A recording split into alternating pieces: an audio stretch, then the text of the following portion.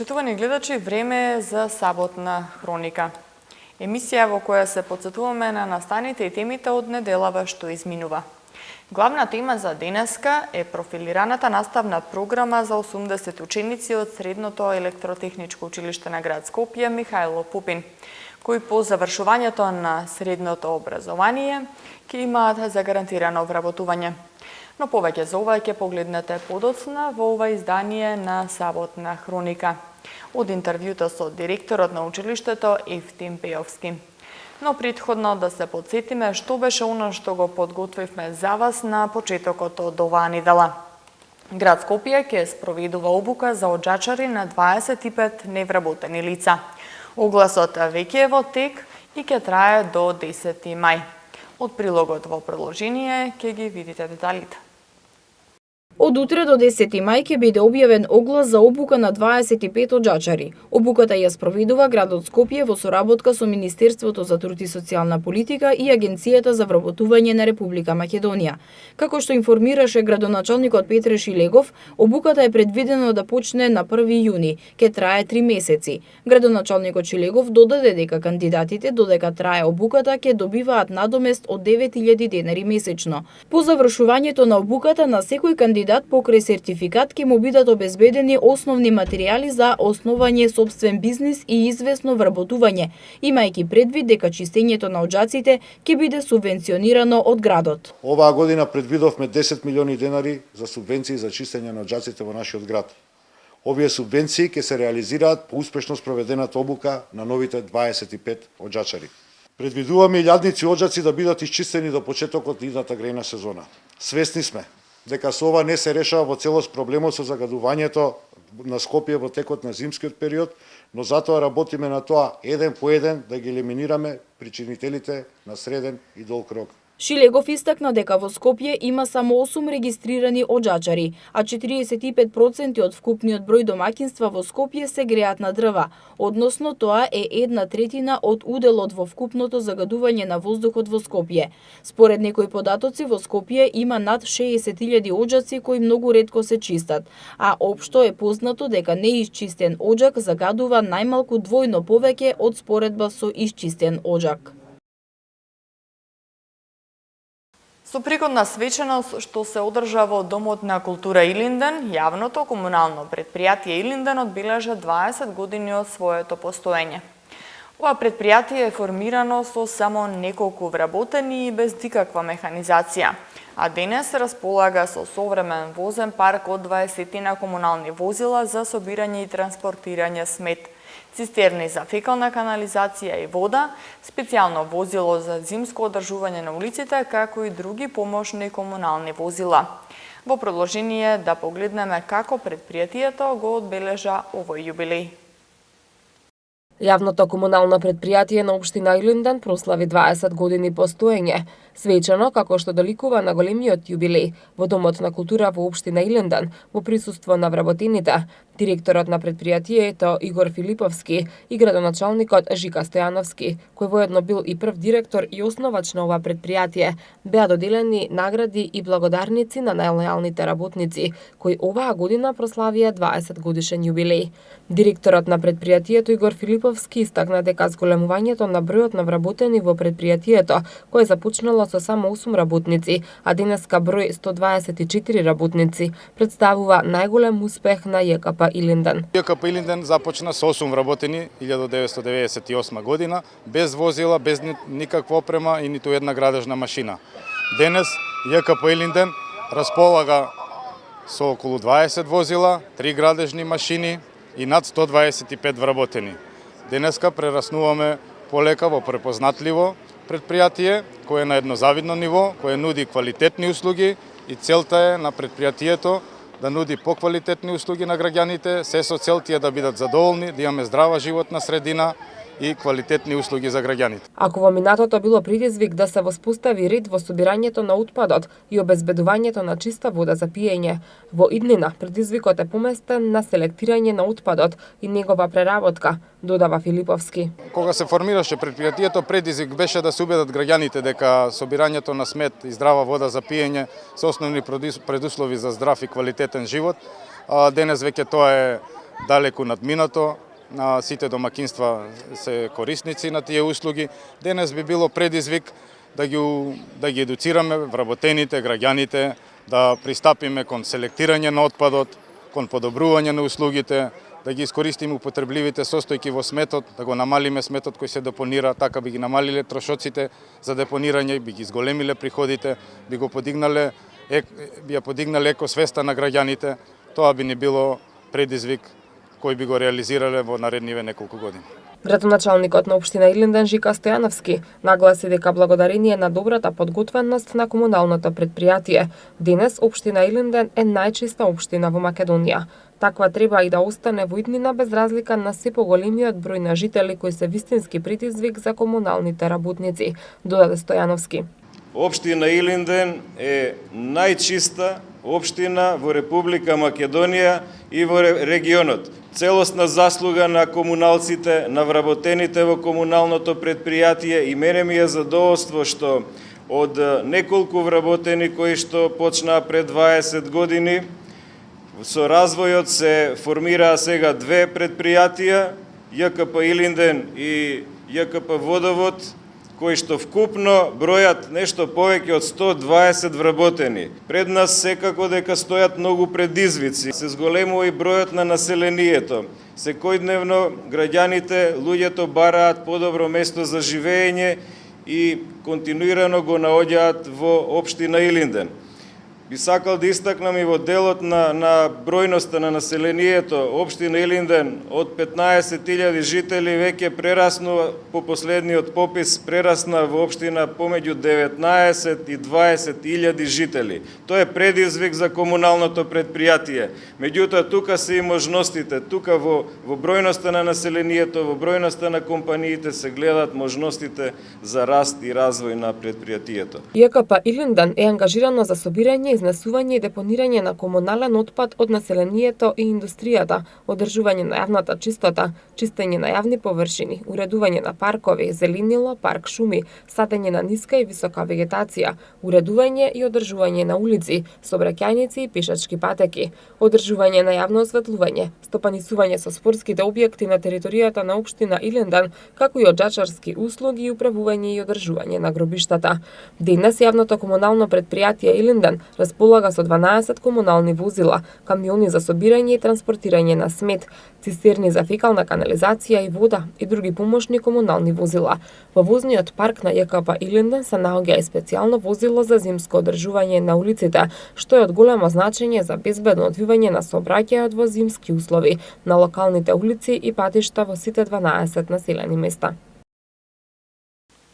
Сликата од вертикалната сигнализација на улиците низ градот покажува дека вандализмот е се уште многу присутен кај граѓаните. Од јавното предпријатие Улици и патишта велат дека вршат редовна контрола на поставената вертикална сигнализација, со цел да се овозможи безбедно одвивање на сообраќајот. Но сепак треба граѓаните да си ја зголемат и свеста и да не ги уништуваат истите. Прилогот на оваа тема следува во приложение. Сообраќајните знаци како дел од совкупната сообраќајна сигнализација се единствен начин за безбедно возење и пристигнување на саканата дестинација без потешкоти и последици. Секогаш се поставуваат на видни места и содржат јасна порака, упатена до возачите, пешаците или велосипедистите. За жал, честопати се соочуваме со скршен или оштетен знак која изгубил основната намена да информира за состојбата на патот. За да ја видиме состојбата со сообраќајните знаци, излеговме низ Скопските улици и со нашата камера забележавме што се случува токму со вертикалната сигнализација. Одговор за ваквата слика побаравме од јавното предпријатие Улици и патишта, од каде што ни потврдија дека се запознати со проблемот и веќе работат на замена на старите и скршени знаци на територија на Скопје. Она што најмногу загрижува е податокот со кој располагаат одговорните, дека најголем број на оштетени сообраќајни знаци има во општина Чаир, како и во останатите населени места каде што се поставени тројазични табли. Несовесни граѓани ги бојадисуваат знаците со спрејови, ги искористуваат како рекламни табли и на нив лепат рекламен материјал, ги искривуваат, а најголем дел од нив и целосно ги отстрануваат. Сепак, и покрај големиот број на искршени знаци, од предпријатието велат дека во успоредба со обидатите години, кога имало по 200 искршени знаци годишно. Во првите 4 месеци од 2018 година има искршени само 20 знаци. Јавното претпријатие Улици и патишта апелира до граѓаните да ги чуваат и да не ги оштетуваат поставените сообраќајни знаци и да ја почитуваат патната сигнализација, со што ќе придонесат за безбедно одвивање на сообраќајот. Во Скопје, 1/4 од смртните случаи во сообраќајните несреќи се пешаците. Најголем број жртви пешаци се лица над 60 години. За оваа состојба пешаците се жалат на избледените бели линии на пешачките премини и сообраќајната некултура кај возачите. Нашата екипа излезе на терен и побара информација од надлежните за моменталната состојба. Еве го одговорот. И покрај големиот број активности и едукативни кампањи за зголемување на безбедноста на пешаците во сообраќајот, речиси не поминува полициски билтен без информација за повреден пешак. Од Републичкиот совет за безбедност на сообраќајот на патиштата информираат дека навиките на граѓаните за преминување на обележани места се подобрува, но сепак се уште е загрижувачки тоа што голем број од пешаците не ги почитуваат сообраќајните правила и знаци, преминуваат на непрописни места и на тој начин предизвикуваат сообраќајни несреќи, кои за жал многу често се со човечки жртви. Најголемиот проблем е во тоа што и возачите и пешаците сметаат дека се во право, а ниту едните, ниту другите не се недоволно запознати со нивните права и законите кои ги налага државата. Граѓаните најчесто се жалат на непочитување и нетрпеливост од страна на возачите. Пешаците приговараат и на тоа дека на некои од семафорите во центарот на градот зелениот сигнал трае прекратко, па така малиот број секунди не се доволни за да се премине булеварот. Дали кога поминувате улица секогаш гледате да биде на пешачки? Да. Да, Правите ли никоја отстапка? До сега не сум, а понатаму не знам. Не би требало на овие години да правиме отстапки. Ние треба да ги учиме младите како треба. И ако знаат и они поише од нас, меѓутоа не го поштујат тоа. Не е средена сигнализација, не е ништо средено, додека преминав се вклучи црвено. Ме запиша, одам тамо и велам, господа, вие сте возрастни, ќе ви платам и казна и ќе ве почестам, ама дојдете да преминеме да биде зелено. Ако биде црвено, што правиме? А не е само до нас, или до родители, или до не знам кого, значи треба општеството да си ја преземе и својата улога. Да, обавезно е тоа. Обавезно за нас тоа е една безбедност. Лично, семафорите се многу добро се регулирани како што треба. Правите ли никогаш отстапка кога се брзате, дали претрчувате ако не е обележан пешачки? Се дешава. Луѓе сме, се дешава и понекогаш и грешиме. Прекршителите главно се оправдуваат со тоа дека се пешаци и имаат предност. Возачите пак за овој проблем коментираат дека пешаците го злоупотребуваат нивното право на предност и според нив пешаците секојдневно го ставаат на ризик својот живот, а и животот на возачот, претрачувајќи ги улиците таму каде што нема пешачки премин или пак додека трае црвениот сигнал на семафорите. Пешаците реагираат и за избледените линии на пешачките премини на голем број улици низ Скопје, па често се во двоумица кога треба да се послужат со хоризонталната сигнализација, има или нема пешачки премин, или полна линија е или не.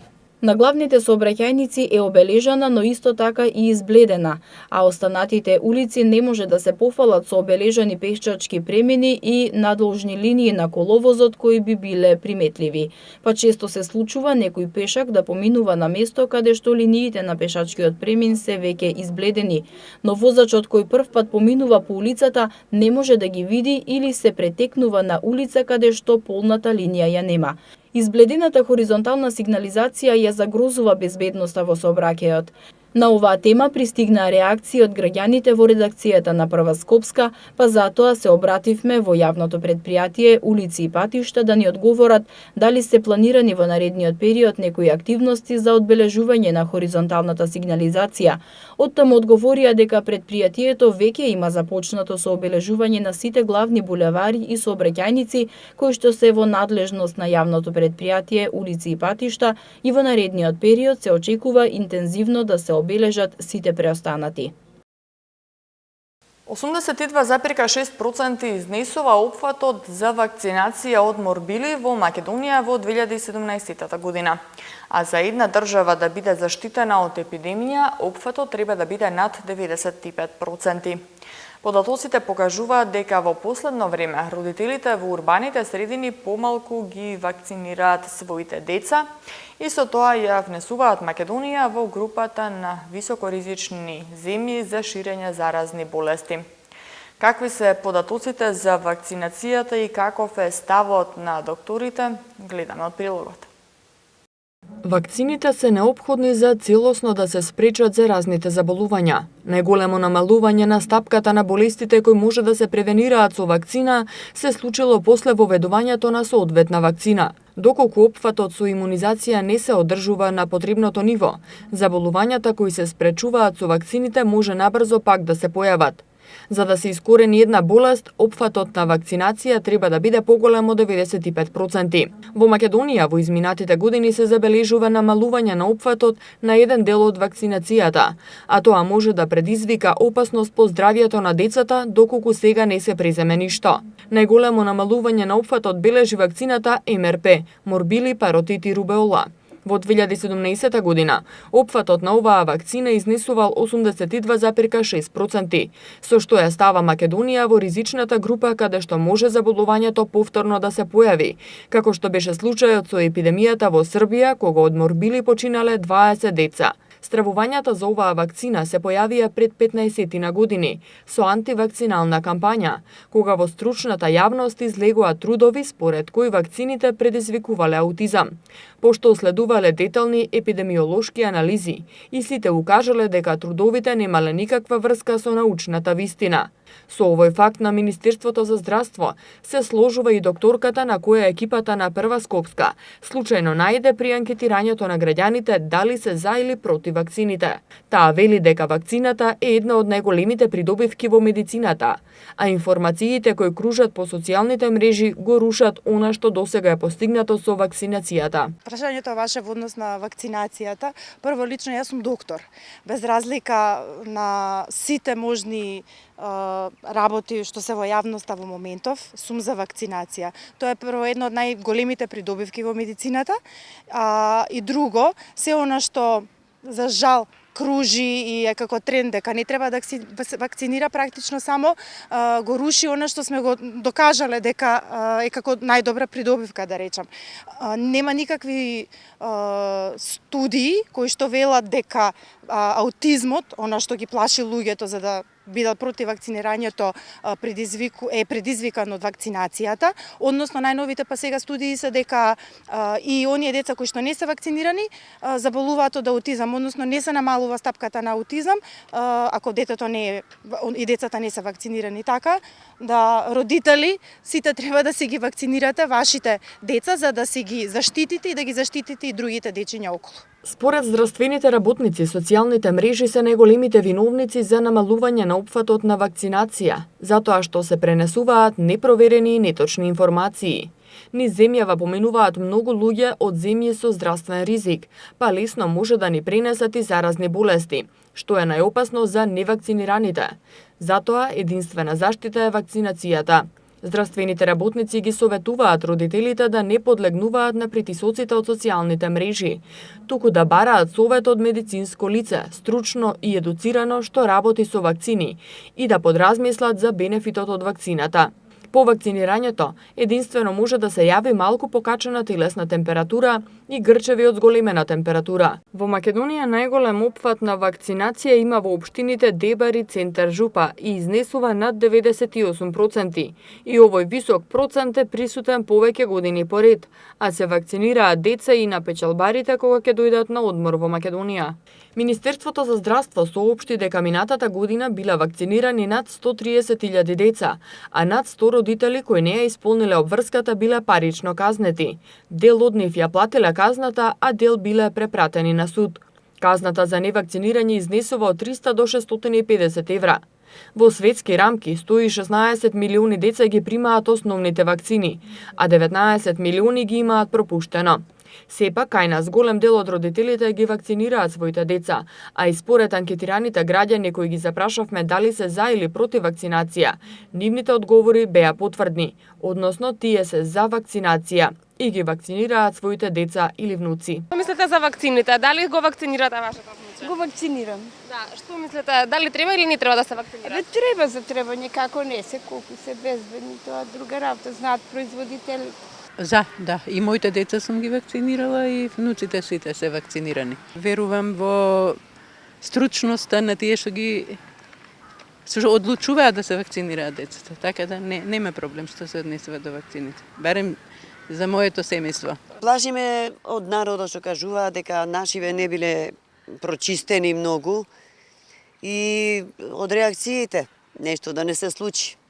Не гарантираат лекарите дека на дете може или нема. Секое дете различно е. Ние уште кога бевме деца се вакциниравме, а сигурно дека сум за.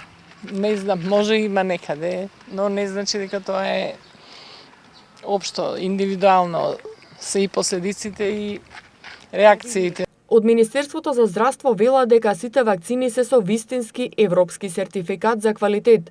И во Македонија се увезуваат истите вакцини кои се користат во Европската Унија. И процентот на очекувани реакции е ист како и во европските земји, но ниту една реакција не дала сериозни компликации. Вакцините во Македонија се увезуваат од Белгија, Франција и Бугарија, а вакцината МРП, за која родителите најмногу стравуваат, е од Глаксо, Белгија. Вакцината против морбили и заушки е откриена во 1960 година, а во Македонија е воведена во 1972 година. Пред да се воведе вакцината во Македонија во период од 1967 до 1971 година, просечен годишен број заболени од мали сипаници изнесувал 9255, а во 2017 година само 19. Според министерот за здравство Венко Филипче, за падот на опфатот на вакцинацијата ја посочува изгубената доверба во здравствениот систем во Македонија. За таа цел министерството планира да започне сериозни кампањи за да се врати довербата во здравствениот систем, со што ќе се влијае на подигнувањето на свеста за важноста на вакцинацијата. Кампањата ќе започне во детските градинки каде што здравствените работници ќе ги едуцираат родителите. Исто така се работи и на усогласување на регулативата заедно со Министерствата за труд и социјална политика и за образование и за многу кратко време ќе се излезе со заеднички став. Министерот за здравство истакна дека не смее да се дозволи и натаму да паѓа опфатот на вакцинирање. Според сегашната регулатива, при упис во градинка и на училиште е потребна потврда за секое дете дека е вакцинирано. Согласно календарот, се вакцинира против 11 заразни заболувања, и тоа туберкулоза, жолтица тип Б, хемофилиус инфлуенца тип Б, дифтерија, тетанус, голема кашлица, заушки, рубеола, морбили, парализа, хуман папилома вирус, а се планира воведување и на пневмококна вакцина и ротавирус вакцина. Време е и за главната тема во ова издание на Саботна хроника. А како што напоменав и на почетокот, станува збор за 80 ученици кои ќе имаат можност да се запишат во средното електротехничко училиште Михајло Пупин, кои ќе учат по наставна програма која е профилирана за потребите на 6 компании во Македонија, а по завршувањето на образованието им се нуди можност да се вработат. Пред да го погледнеме интервјуто со директорот, да го погледнеме и прилогот кога се потпиша меморандумот за соработка меѓу училиштето и 6 компании. 57 матуранти од 80 ученици кои ќе го одберат средното стручно образование, односно учениците кои ќе се одлучат од септември да учат по наставната програма која е профилирана за 6 компании во Македонија, по завршувањето на средно образование ќе имаат загарантирано вработување. Ова им го овозможува соработката меѓу Средното електротехничко училиште на град Скопје Михајло Пупин и компаниите Ванхол, ArcelorMittal, Макстил, Цементарница Усија, Раде Кончар и Виталија, кои денеска ја официализираа со потпишување меморандум за соработка. Средното училиште Михајло Пупин ваков начин на работа започна да практикува од минатата година, кога со меморандум за соработка кој го потпиша со ЕВА на Македонија, им се овозможи на 20 на ученици директно да се вклучат во работниот процес на ЕВА на Македонија, уште за време на нивното средно образование, а по завршувањето на образованието да се вработат и да имаат загарантирана плата од 20.000 денари. Конечно стручното образование и бизнис секторот седнаа на заедничка маса и се договорија да реализираат образовен процес кој што ќе неминовно резултира со квалитетен стручен кадар. Денеска мислам дека присуствувавме на чин кој што ќе значи продуцирање на квалитетни млади кадри, самоуверени, што ќе веруваат во своето знаење, а сметам дека тоа е нужен предуслов истите тие утре да се појават како млади да речам предузимачи. Министерката за образование и наука Рената Десковска посочи дека овој проект ги следи принципите на така нареченото дуално стручно образование и е добар пример за воведување на дуалното образование во Македонија, кое значи креирање на наставни планови соодветни на потребите на пазарот, а учениците да се стекнат со вештини со кои ќе дојдат до полесно вработување и апелираше учениците да ја препознаат предноста на стручното образование. Овој настан е во насока на популаризирање на средното стручно образование и исто афирмација на ова образование и повик на учениците кои што завршуваат 9-то одделение оваа година да изберат средно стручно, бидејќи предностите од овој тип на образование се повеќе кратни. Едно е заради тоа што се стекнуваат вештини кои што ги прават веднаш вработливи по завршувањето на образованието, но исто така им се дава стручна предност во однос на по уписот на факултетите, бидејќи доколку изберат факултет кој што е соодветен на она што го учеле во средно стручно образование, полесно ќе може да ги совладаат стручните теми на факултетите. Представниците на компаниите изразија благодарност за тоа што им се овозможува полесно да обезбедат потребен кадар за нивните бизниси преку ученици кои ќе работат според наставна програма прилагодена за потребите на компаниите.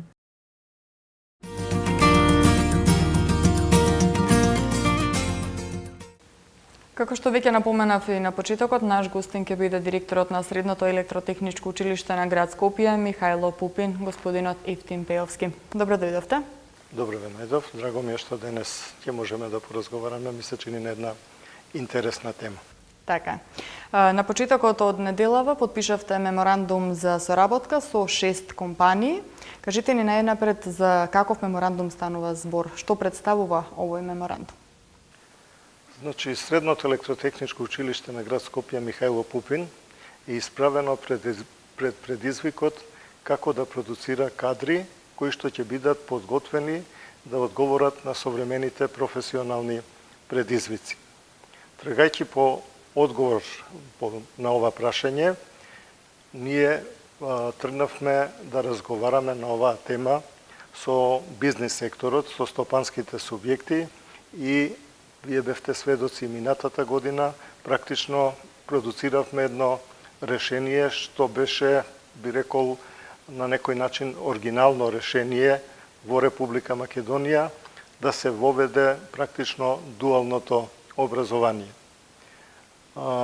Соработката со Евана, а тоа го покажа и годинава соработката со другите компании, во ова смисла зборувам во насока на разговорите што се водени со компаниите, дека да произведеме такви кадри, неопходно е да се вклучат и компаниите и да дадат свој допринос во создавањето на квалитетен професионален кадар, како што реков, подготвен да одговори на нивните потреби.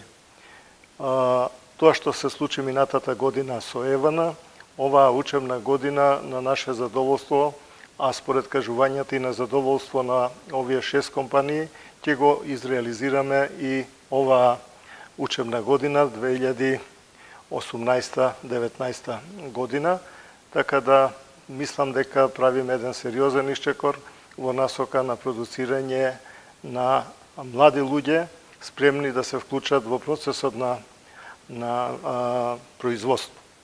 Она што е можеби уште поважно да се истакне, што ќе биде, верувам, голема придобивка на овој процес, што во сегашниот воспитно-образовен процес можеби се појавува како еден сериозен проблем, а тоа е развивањето на самодовербата кај младите луѓе, дека она што го учат може практично да го применат, а тие се кадарни, способни, поседуваат знаења, умења и вештини кои што ќе им обезбедат продуктивност на работното место. А кога човек млад ќе добие самодоверба, тогаш се развиваат и идеите, така да мислам дека овој процес ќе го отвори и процесот на развивање на предприемачкиот дух кај младите луѓе, и тоа е по мене она што може би е најголемата придобивка на овој процес што ќе го реализираме ние во рамките на оваа соработка, што во понеделникот ја регулиравме, да кажам, и правно, односно потпишавме меморандум за соработка. Она што е исто така битно, освен првите луѓе на компаниите кои што го поддржуваат овој процес, што секако е многу значајно, зад овој меморандум на соработка застана и Министерството за образование и наука на Република Македонија, беше присутен министерот за образование, господја Рената Десковска, беше присутен советникот од Центарот за стручно образование и обука, значајна институција во нашиот образовен систем. Тие со своето присуство практично дадоа исто така силна поддршка да овој процес почне да функционира. Но на што треба да го кажам е следново. Присуството нивно, присуството на првите луѓе на компании на овој настан практично создаде голема обврска за нас како училиште да одговориме на овој сериозен предизвик и да продуцираме кадри кои што практично ќе бидат препознатливи по својот квалитет. Така, минатата година кога започна проектот со Ивана беа вклучени 20 на ученици, сега со оваа соработка ќе бидат опфатени 80 ученици. На кој начин ќе се одвива наставната програма за овие 80 ученици? Значи, кога стартувавме со договорот со компанијата Евана, проектиравме дека ако успееме да запишеме 20 ученици, ќе го реализираме проектот, затоа што ние мора едноставно да признаеме дека тригодишното образование или образовните профили со тригодишно траење на образованието не предизвикуваат интерес кај младите луѓе. Се до појавата на овој проект 20-20-20, бројот на запишани ученици во образовни профили со тригодишно образование беше се помал и помал. Дел од нив изгаснуваа. Со појавата на овој проект, практично работите се сменија и всушност се покажа доколку имате вие понуда до младите луѓе добра, тие умеат да ја препознаат таа понуда и да се вклучат во тој процес. На наше големо задоволство лани, а тоа всушност и не охрабри да тргнеме понатаму со овој проект, наместо очекуваните 20, ние запишавме 2 паралелки со 36 ученици. Тоа значи дека, ќе повторам, ако имате вие понуда конкретна, тогаш и одзивот ќе биде соодветен. Така. По кој критериум ќе се бираат учениците за оваа програма?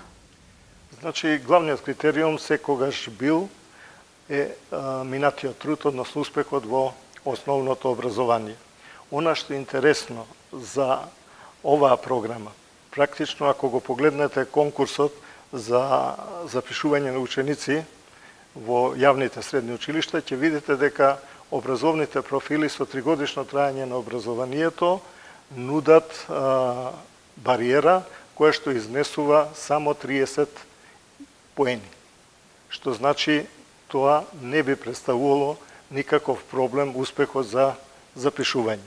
Доколку се појават повеќе ученици заинтересирани за запишување во рамките на паралелката што ќе го реализира, односно паралелките што ќе го реализираат овој проект, тогаш ние повторно како критериум ќе се прави ранг листа според постигнатиот успех во основното образование. Така, значи оваа насока ќе биде со 3 години. Токму така, со заложби и на компаниите и наши, да тие ученици по завршувањето на ова 3-годишно образование се вклучат и понатаму да завршат и 4-годишно, а тие поамбициозните и да се запишат и на универзитет, но за разлика од сегашните генерации, кога овие со тек на време ќе дојдат за запишување на факултет, ќе бидат со богато практично искуство, што секако ќе им користи во креирањето на една синергија меѓу теоријата и праксата. Така. Кои ќе бидат бенефитите кои што ќе ги имаат учениците од овој меморандум на заработка? Бенефитите се многу големи. Практично првиот го кажав. Учениците ќе се здобијат со самодоверба. Затоа што практичната обука ќе ја реализираат не само во училиштето, туку и во компаниите, каде што ќе работат во реални услови. Всушност, идејата е да тие ученици, преку овој процес на обука, практична обука, која што дел се реализира во нашето училиште, добар дел и во компанијата, бидат подготвени веднаш да влезат во процесот на соодветната компанија. Практично компаниите добиваат готови кадри. Така да, она што значи сигурна перспектива, она што значи вработување, е тоа што го нуди овој проект, а во денешни услови мислам дека понудата е повеќе од добра. Така, искуството за ваков начин на работа веќе ви е познато, како што напоменавте и со проектот од минатата година со компанијата Евана, каде што се планираат 20 ученици, споменавте дека се запишани 36 ученици во две паралелки. Може ли да ни кажете како се одвива наставата на овие ученици кои што веќе од минатата година ја следат наставата за потребите на компанијата Евана?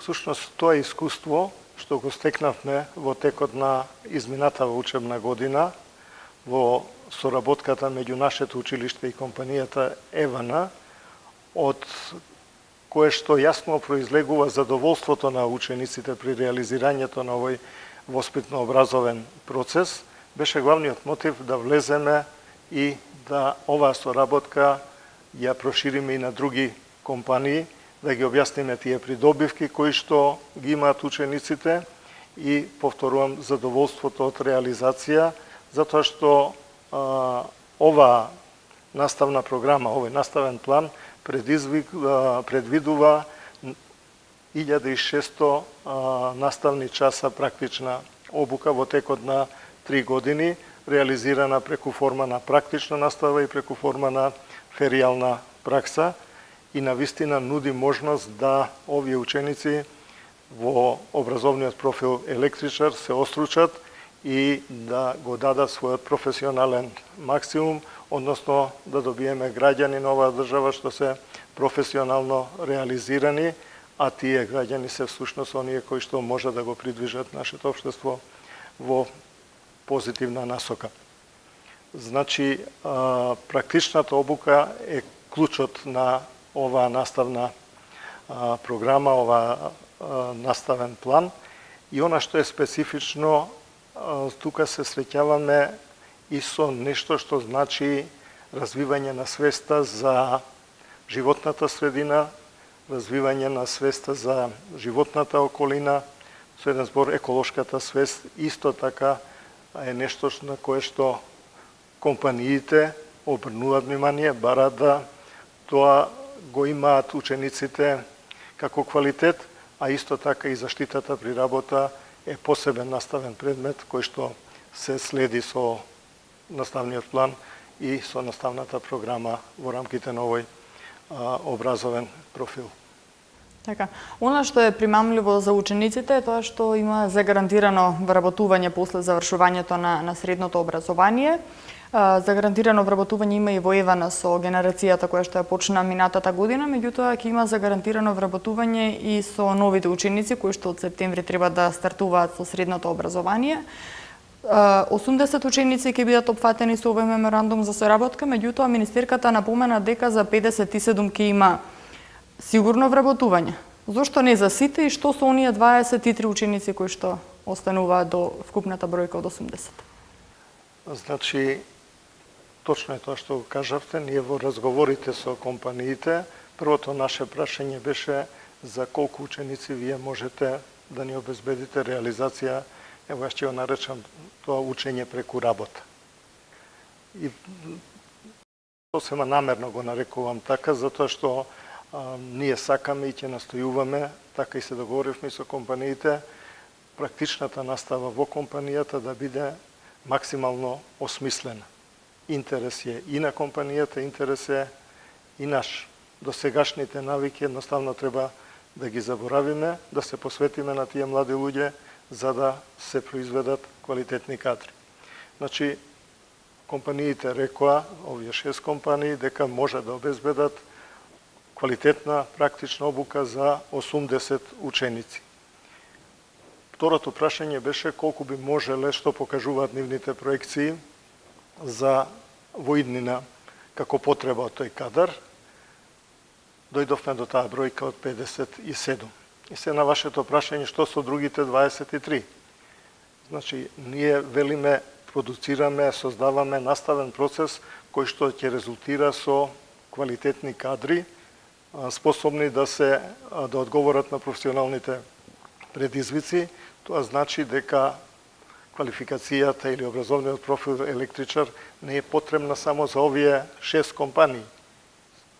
За останатите 23 ученици сигурно дека со своите квалитети ќе можат да работат и во други компании, а јас очекувам да се развие тој предприемачки дух и да влезат во, да речам, бизнес секторот со своји идеи, со своји фирми, така да не се оставени практично без ништо тие 23 ученика за кои што зборуваме сега. Напротив, за сите ученици се отвара една нова перспектива, што значи реализација сопствена на професионално поле, за кое што ќе бидат тренирани во овие 3 години.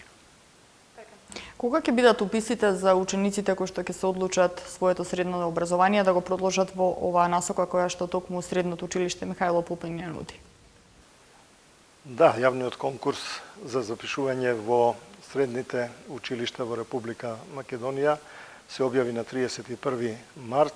Предвидено е првиот уписен рок да се одвива во првото пријавување 18 и 19 јуни. Со тоа што ние сме должни да ги објавиме тие резултати веднаш по завршувањето на пријавувањето, првото пријавување. И она што е новина во овој годинашен јавен конкурс, што го распишува Министерството за образование и наука, значи се однесува за јавните средни училишта, е тоа што ние како училишта, после ова прво пријавување, сме должни да објавиме ранг листата, а родителите и учениците се должни во рок од 48 часа да ги подигнат документите за да на второто пријавување, ако не се лажам 28 јуни, ги поднесат онаму каде што има слободни работни места. Ова е уште еден, да речам, потез кој оди во насока на излегување во предсе на училиштата за да може да го планираат воспитно образовниот процес, затоа што во минатото бевме сведоци на ситуации кога многу ученици беа, да кажам, мотивирани да ги оставаат документите онаму каде што сакаат да се запишат, а не ги исполнуваат условите, па се бара некакви мали врати тоа да се направи, па се бараше проширување на гимназиски паралелки и така натаму. Мислам со овој услов во конкурсот, овој проблем ќе биде надминат, едноставно учениците, со оглед на тоа што средното образование е задолжително, после вториот уписен рок да бидат сите запишани. Вториот уписен рок, августовскиот, повторно е во ќе се практикува, но тој практично ќе вази само за оние ученици кои што во основното образование останале со слаб успех, па мора да одат на дополнителна настава, да полагаат поправни испити и за нив ќе остане августовскиот рок да се запишат таму каде што имаат места слободни на располагање, повторно изборот ќе биде нивни. Така. Иве, за крај, во пресред на уписите за средно образование, може ли да кажете кои други профили ги нуди средното електротехничко училиште на град Скопје Михајло Пупин? Средното електротехничко училиште Михајло Пупин во изминатиот период интензивно работеше не само да нуди образовни профили, туку и да нуди услови за реализација на наставен процес кој неминовно ќе произлезе или ќе произведе кадри способни да одговорат на професионалните предизвици, но и кадри кои што ќе бидат препознатливи по својот квалитет на пазарот на трудот. Така да интензивно вложуваме во условите за работа во училиштето, градејќи современи лаборатории, работилници, кабинети, кои што овозможуваат креирање на наставен процес на малку поинаков начин од досега што сме навикнати, значи одиме кон осовременување на наставниот процес, впрочем во нашата мисија е запишано дека ќе реализираме наставен процес со користење на современа образовна технологија и тоа го работиме во таа насока, така да создавам услови како за образовниот профил електротехничар за електроника и телекомуникации, така и за образовниот профил компјутерска техника и автоматика и за образовниот профил електротехничар енергетичар. Ова се 3 образовни профили кои што ние ги нудиме со 4-годишно траење на образованието. Значи секој што ќе заврши еден од овие образовни профили се здобива со титулата електротехничар за електроника или телекомуникации, понатаму електротехничар за компјутерска техника и автоматика, односно електротехничар енергетичар. Во 3-годишното образование, ова што го зборувавме досега, тоа е образовниот профил електричар и имаме и за 2-годишно образование понуда што е дадена во конкурсот, меѓутоа искуството покажува дека за ова 2-годишно образование интересот практично не постои. Господин Ефтим, јас ви благодарам за вниманието и се надевам дека овој проект ќе најде на голем одзив од страна на основците кои што сега го завршуваат основното образование и треба да се одлучат каде понатаму средното образование ќе го продолжат.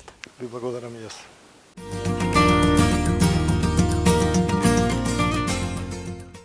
Тука завршува ова издание на Саботна хроника, а останатите наслови од изминатата недела гледајте ги утре во истите термини. Пријатно!